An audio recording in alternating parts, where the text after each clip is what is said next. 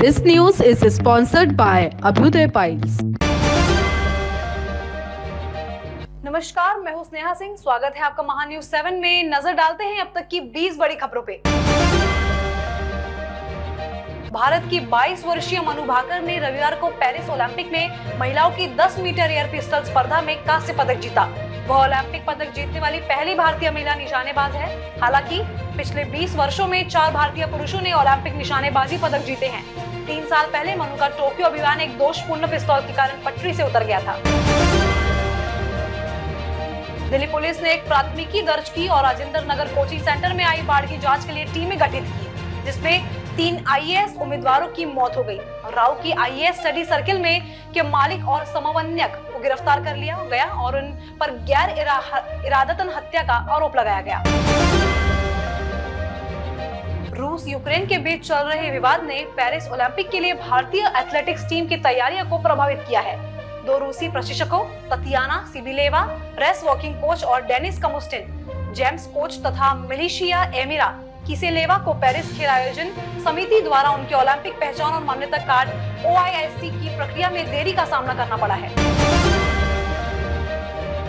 विदेश मंत्री एस जयशंकर ने रविवार को टोक्यो में अमेरिकी विदेश मंत्री एंटनी ब्लिंकन से मुलाकात की और क्षेत्रीय एवं वैश्विक मुद्दों तथा द्विपक्षीय संबंधों पर व्यापक चर्चा की। दोनों नेताओं की मुलाकात क्वाड विदेश मंत्रियों की बैठक के दौरान हुई। उन्होंने एक्स पर एक पोस्ट में लिखा, हमारा द्विपक्षीय एजेंडा लगातार आगे बढ़ रहा है। क्षेत्रीय और वैश्विक मुद्दों पर भी व्यापक चर्चा हुई। कल क्वाड MFM में भाग लेने के लिए उत्सुक हूँ। वित्त मंत्री निर्मला सीतारमण ने केंद्रीय बजट 2024 के माध्यम से एक नया प्रावधान पेश किया, जिसके अनुसार भारत में रहने वाले व्यक्तियों को दूसरे देश में जाने से पहले सभी का बकाया चुकाने होंगे और मजूरी प्रमाण पत्र प्राप्त करना होगा। इस कदम से सोशल मीडिया पर आक्रोश फैल गया है। रविवार को सरकार ने स्पष्ट किया कि प्रास्ताविक संशोधन के तहत प्रत्येक व्यक्ति को कर निकासी प्रमाण पत्र प्राप्त करना आवश्यक नहीं है।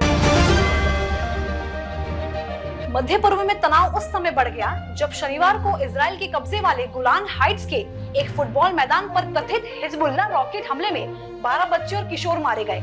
यह पिछले वर्ष 7 अक्टूबर को हमास द्वारा किए गए हमले के बाद से इजरायली क्षेत्र पर किया गया सबसे घातक हमला था, जिसके बाद गाजा युद्ध शुरू हो गया था। मानव प्रेरित तापमान वृद्धि ने पिछले 100 वर्षों में पृथ्वी के 75 से अधिक भूभाग में वर्षा की परिवर्तनशीलता को बढ़ा दिया है। चीनी शोधकर्ताओं और ब्रिटेन के मौसम विभाग द्वारा किए गए नए अध्ययन से पता चलता है कि इसे विशेष रूप से ऑस्ट्रेलिया, यूरोप और पूर्वी उत्तर अमेरिका पर प्रभाव पड़ा है। शुष्क अवधि पहले की तुलना से अधिक शुष्क है तथा वर्षा अवधि अधिक गीली है, जिसके बाद बाढ़ और सूखे संभावना की बढ़ जाती है। जलवायु परिवर्तन जारी रहने पर यह स्थिति और भी बदतर हो जाएगी। मध्य प्रदेश कांग्रेस के दिग्गज नेता आरिफ अकील का निधन हो गया। वो लंबे वक्त से बीमार चल रहे थे। आरिफ अकील भोपाल की उत्तर विधानसभा सीट से 4 बार MLA रहे, वही 2 बार मध्य प्रदेश सरकार में मंत्री बनाए गए। उन्होंने अल्पसंख्यक कल्याण, जेल और खाद्य विभाग की जिम्मेदारी दी गई थी। आरिफ अकील पहली बार 1990 में विधायक बने थे। बता दें कि खराब सेहत की वजह से आरिफ अकील ने साल 2033 में भोपाल उत्तर सीट से अपने बेटे को टिकट दिलवाया था। फिलहाल आरिफ के बेटे अतीक अकील मौजूद वक्त में भोपाल उत्तर से विधायक है। उत्तर प्रदेश के गोंडा में एक महिला को अपने ही 10 साल छोटे भतीजे से प्यार हो गया, जिसके बाद लोगों ने विरोध से परेशान होकर दोनों ने जान दे दी। पुलिस ने इस घटना को लेकर बताया कि एक महिला और उसके भतीजे ने अपने रिश्ते के विरोध से परेशान होकर रविवार को चलती ट्रेन के सामने कूदकर आत्महत्या कर ली। न्यूज एजेंसी की रिपोर्ट के मुताबिक इटिया थोक थाने के प्रभारी दुर्ग विजय सिंह ने बताया कि विधवा पुष्पा देवी 32 वर्षीय अपने 2 बच्चों के साथ इटिया थोक इलाके में अपनी ससुराल में रहती थी। पुलिस ने कहा कि वह अपने भतीजे रविंद्र कुमार के साथ रिश्ते में थी, जिसकी उम्र 22 वर्षीय साल। पेरिस ओलंपिक से भारत के लिए बड़ी खबर आई है। रविवार को हुए बैडमिंटन मेन सिंगल इवेंट में भारत के लक्ष्य सेन ने पहले राउंड के मैच में जीत दर्ज की थी, लेकिन अब उनकी इस जीत को अमान्य करार दे दिया गया है। वो इसलिए क्योंकि लक्ष्य सेन ने जिस खिलाड़ी को हराया था वो चोट के कारण ओलंपिक टूर्नामेंट से बाहर हो गए हैं। ऐसे में अब लक्ष्य को फिर से मैच खेलना होगा। दरअसल रविवार को ओलंपिक में बैडमिंटन मैन सिंगल इवेंट में भारत के लक्ष्य सेन और ग्वाटेमाला के केविन कॉर्डन का मुकाबला हुआ था। इस मुकाबले में भारतीय शटलर लक्ष्य सेन ने लगभग 42 मिनट तक चले मुकाबले में केविन को 21-8, 22-20 से हरा दिया। लक्ष्य ने पहले गेम 14 मिनट में 21-8 से जीतकर शानदार शुरुआत की थी। हालांकि बाद में केविन ने वापसी की, लेकिन आखिरी में लगातार 6 पॉइंट जीतकर लक्ष्य ने मैच में अपने नाम कर लिया।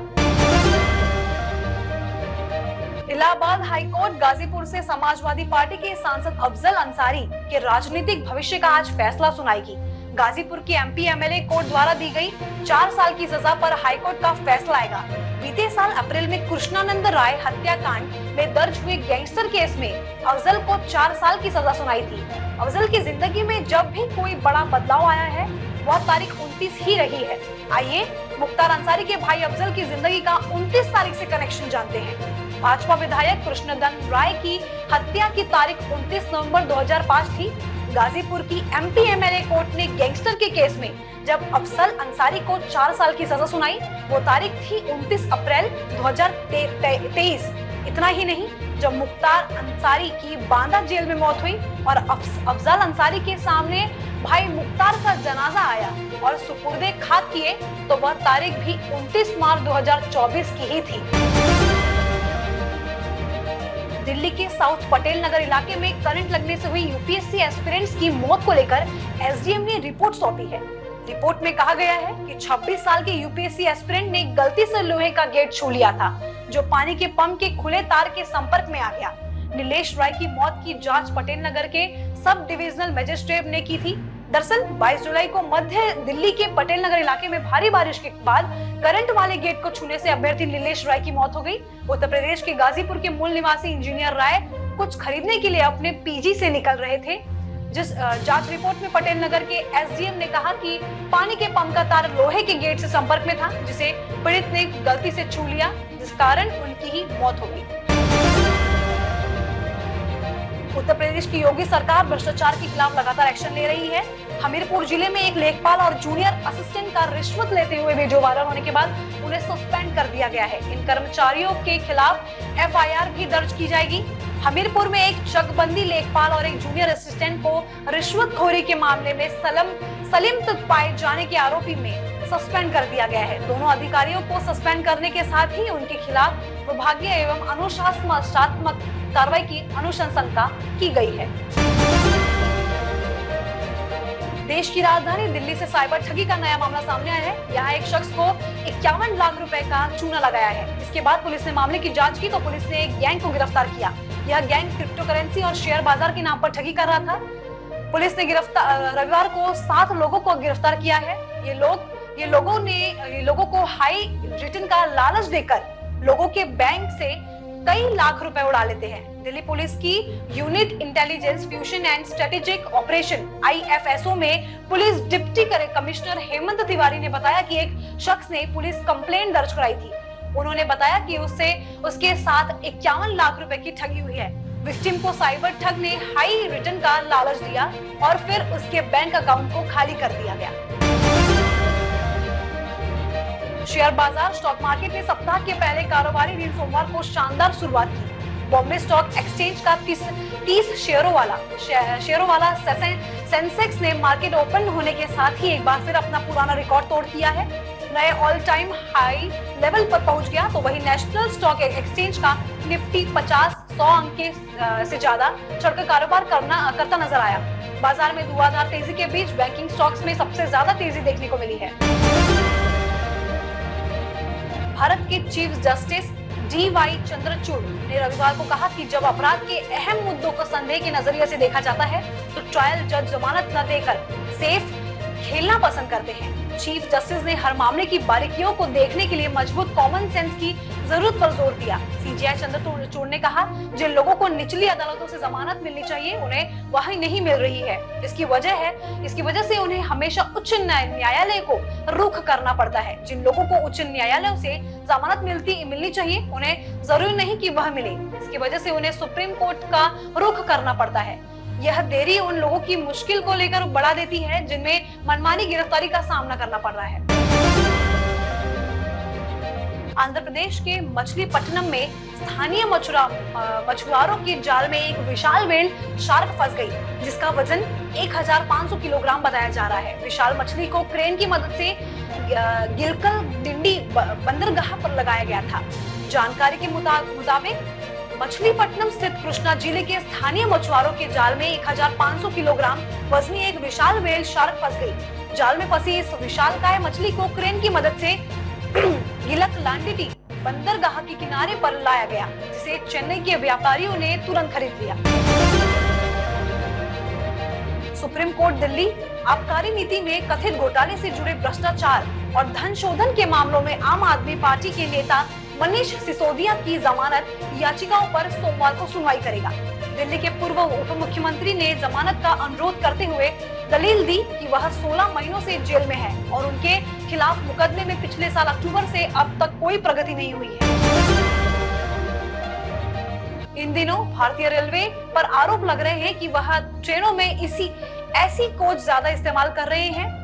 इस रेल मंत्री अश्विन वैष्णव ने इस आरोप पर सफाई देते हुए कहा कि हर 22 डिब्बों वाली ट्रेनों में 12 नॉन एसी जनरल एवं स्लीपर कोच लगाए जा रहे हैं। इन ट्रेनों में सिर्फ 8 एसी कोच लगाए जा रहे हैं। अश्विन वैष्णव ने कहा कि भारतीय रेलवे के पास इस समय जितने कोच मौजूद हैं, उनमें से 2/3 डिब्बे नॉन एसी और 1/3 एसी कोच है।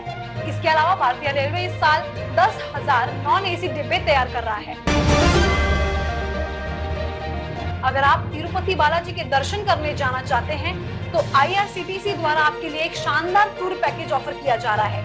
जाने पूरी डिटेल्स। भारत में तिरुपति बालाजी हिंदुओं की आस्था का एक बहुत बड़ा धार्मिक स्थल है। करोड़ों की तादाद में हर साल श्रद्धालु तिरुपति बालाजी के दर्शन करने जाते हैं। तिरुपति बालाजी का पवित्र मंदिर दक्षिण के राज्य आंध्र प्रदेश के तिरुपति जिले के पहाड़ी शहर के तिरुमला के में स्थित है। IRCTC के इस टूर पैकेज का नाम है तिरुपति देवस्थानम टूर पैकेज। यह टूर पैकेज 1 रात और 2 दिनों का होगा। आज की 20 बड़ी खबरों में बस इतना ही। देखते रहिए महान्यूज 7। नमस्कार। नागपुर ही नहीं तो विदर्भ के लोगों के स्वास्थ्य को बनाए रखने की जिम्मेदारी अब रिलायबल मल्टी स्पेशलिटी हॉस्पिटल की। Best quality health care. जी हाँ, अब हम रहेंगे आपकी सेवा में 24/7 तत्पर। Orthopaedic, joint replacement, ICU theatre, maternity surgery, pathology, modular operation, pharmacy और लैप्रोस्कोपी सर्जरी आदि सभी आधुनिक सुविधाओं से पूर्ण। We are always for your health care. हमारा पता reliable multi speciality hospital, Wathoda square, near Nayara petrol pump, ring road, Nagpur. Sachin lifestyle में शुरू हो गया एक जबरदस्त धूम धड़ाका सेल, जहां आपको सभी प्रकार के कपड़ों पर मिलेगा बाय 1 गेट 1 फ्री जैसे बेहतरीन ऑफर्स। सभी के मन को लुभाने वाले कपड़े अभी मिलेंगे एक ही छत के नीचे।